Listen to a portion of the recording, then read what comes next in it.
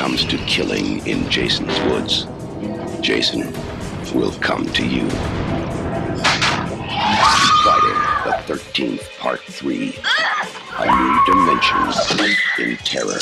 In case you pass out, that's tough. Alright, we have covered Part 1 back in the original 13 Days of Halloween, and covered Part 2 on Friday the 13th earlier this year. Now, we're finally at Friday the 13th, Part 3 from 1982.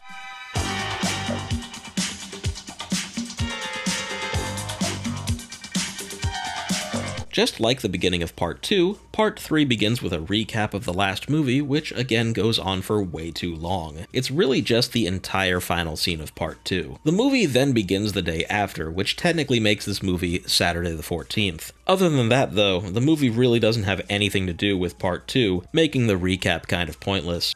Anyway, I really don't need to explain the details of the plot to you, you already know exactly what's going to happen. A new group is going camping, and Jason doesn't like that too much. So, what's new? Well, for one, the movie starts out with a bumping theme song.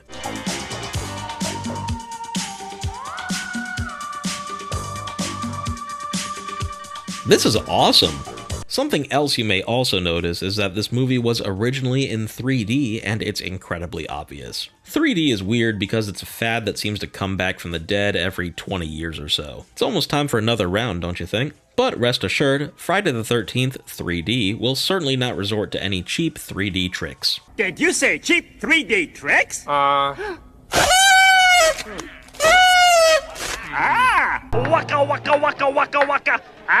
Waka waka waka. You know, if I had a nickel for every time Fozzie Bear showed up in this horror marathon, I would have 2 nickels. Which isn't a lot, but it's weird that it happened twice, right? Seriously though, the 3D shots are at least visually interesting and really make this one stand out.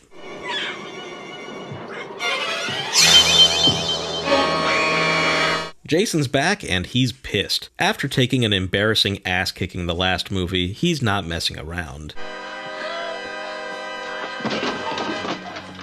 It is the third movie, so he finally gets the iconic hockey mask, ditching the sack from Part 2. This won't be Jason's final form, but solidifies a standard look going forward, becoming more zombie-like and powerful with each sequel. Jason's got a lot of victims to pick from this time around. The new group of campers, biker gang, and townspeople are all prime potential kills. One of the campers is this dorky dude named Shelly. Shelly fakes his own death as a prank, but believe me, his real one can't come soon enough. I guess I fooled you, huh? Part 3 has some good kills that aren't ruined by censorship this time. The best one is probably the harpoon gun kill, which is pretty cool. However, the most iconic one is probably the eyeball pop, which makes fun use of the 3D film. Oh, and here's something I wanted to spring on you. It's that dumb bear again! There are some great shots this time around too, like the reveal that Jason has caught Rick, or when Jason appears in the basement, both of which are very effective.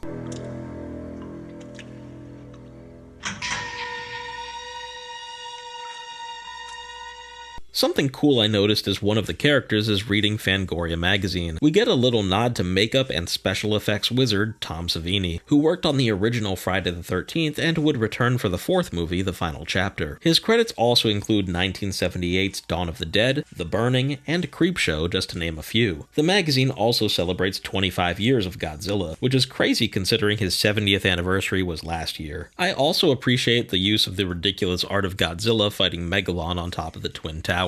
I don't know if these were intentional tributes by the filmmakers or if this just happens to be whatever magazine they had on hand, but it's cool. There's a lot to enjoy about Friday the 13th Part 3. The kills are good, the 3D is interesting, and even though I can't tell you most of their names, the campers are at least enjoyable to watch.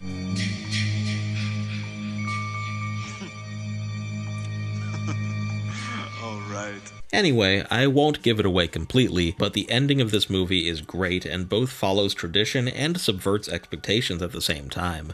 So far, Part 3 is easily the best Friday the 13th movie, but the series still has a way to go. Pleasant nightmares, friend.